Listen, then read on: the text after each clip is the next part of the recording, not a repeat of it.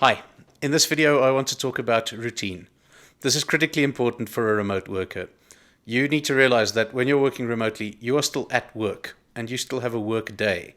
You are not a moonlighter who just does a little bit of extra work when time allows.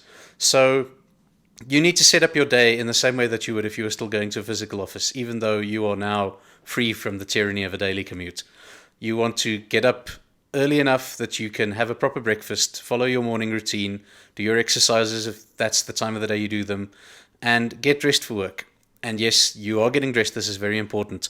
Remote workers are not social outcasts who practice questionable personal hygiene and avoid all contact with people and do their work lying in bed in their pajamas or in front of the TV in their underwear. You're not going to get any work done that way because you're not in a frame of mind for doing work.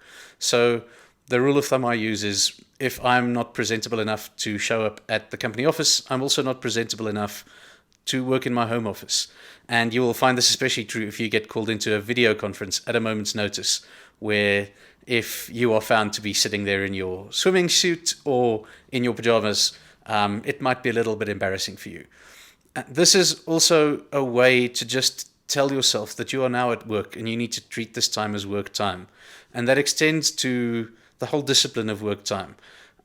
You need to treat this as though you're still at your office. Yes, you can take a lunch break. You can step out to go and fetch your kids from school. But this can't be a 4-hour lunch break. And when fetching your kids from school, you're not going to be stopping at the shopping mall for some ice cream. This is going to be as though you had an office to get back to. And what's also important is that at the end of your day, you actually do need to stop. There is always the temptation, especially if you work remotely and live alone, to just continue working. And if it's just putting in a little bit extra to finish something, 10 or 20 minutes, which means you've finished it and it doesn't have to be held over until tomorrow, that's fine.